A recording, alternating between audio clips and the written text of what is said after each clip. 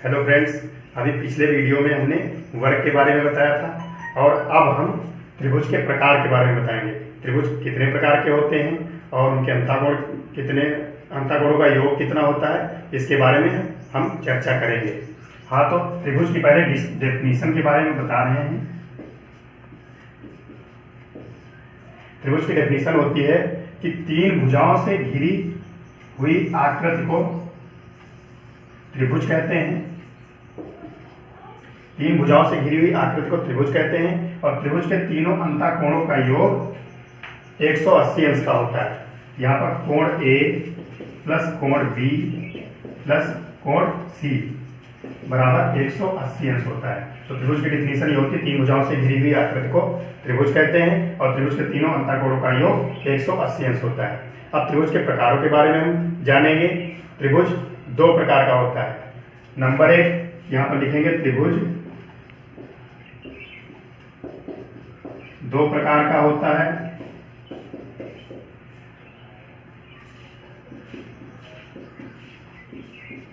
Number एक, कोणों के आधार पर।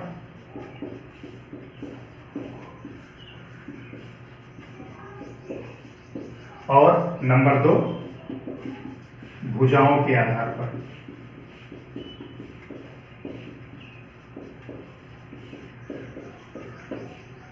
कोणों के आधार पर और भुजाओं के आधार पर हम बारी बारी से करके पहले कोणों के आधार पर बताएंगे, फिर भुजाओं के आधार पर बताएंगे।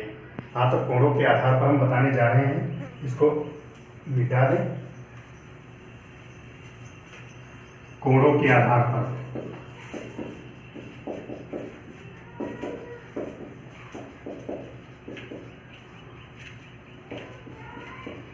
कोणों के आधार पर जो त्रिभुज होते हैं वो तीन प्रकार के होते हैं।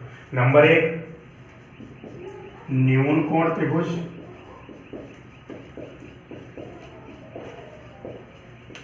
नंबर दो, समकोण त्रिभुज।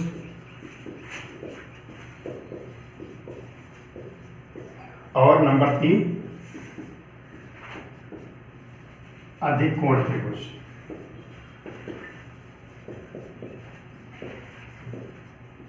अधिक कोण त्रिभुज। अब ये जो न्यून कोण त्रिभुज है, न्यून कोण त्रिभुज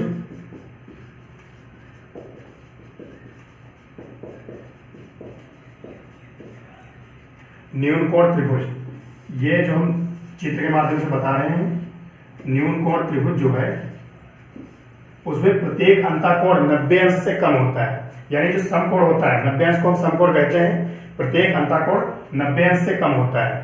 हम कोई भी त्रिभुज, अगर जैसे मान लिया ये 50 अंश का है, ये 60 अंश का है, तो ये हो जाएगा 50, 60, 110 और ये 70 अंश का। तो ये तीनों कोण जो है 90 अंश से कम है। तो इस प्रकार के त्रिभुज को हम न्यून कोण त्रिभुज कह सकते हैं।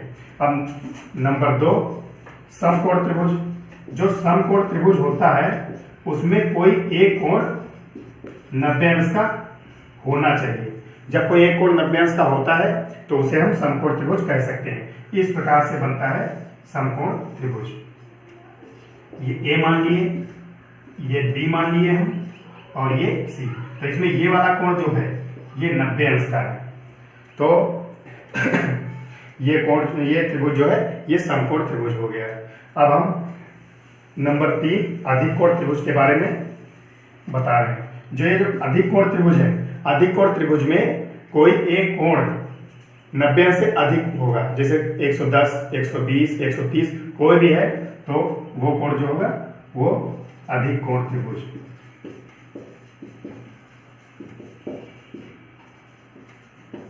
अधिक कोण त्रिभुज। अधिक कोण त्रिभुज इस प्रकार से बनता है। इसमें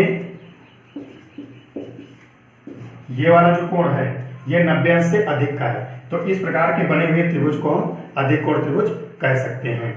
अब हम भुजाओं के आधार पर त्रिभुज के बारे में चर्चा करेंगे। भुजाओं के बारे में हम जानकारी हासिल करेंगे।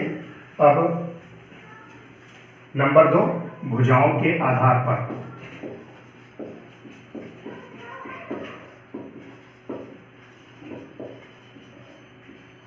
भुजाओं के आधार पर, भुजाओं के आधार पर भी त्रिभुज तीन ही प्रकार के होते हैं।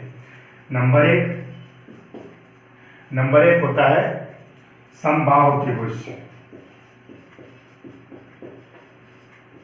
समबाहु त्रिभुज। जो समबाहु त्रिभुज होता है उसमें त्रिभुज की तीनों भुजाएं यानी सभी भुजाएं आपस में बराबर होती है। ये जो हम त्रिभुज बनाए हैं तो इसमें समबाहु त्रिभुज में तीनों भुजाएं आपस में बराबर हैं और हम जानते हैं कि किसी त्रिभुज में बराबर भुजाओं के सामने के कोण भी आपस में बराबर होते हैं।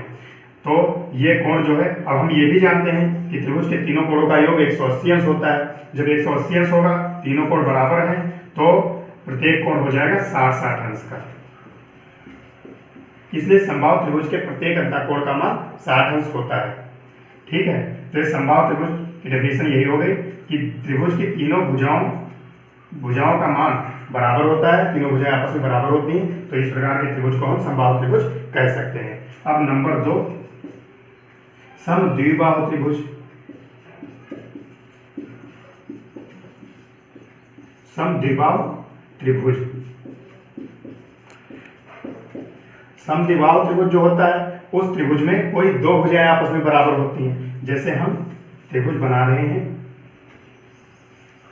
इसमें हम कोई दो भुजाएं आपस में बराबर कर दिए, तीसरी भुजा का मान बराबर नहीं होता है, वो कोई अलग होता है। इसलिए अब ये दो भुजाएं बराबर है, इसका मतलब इनके सामने के कोण भी आपस में बराबर होंगे। तो ये कोण ए और कोण बी बराबर है।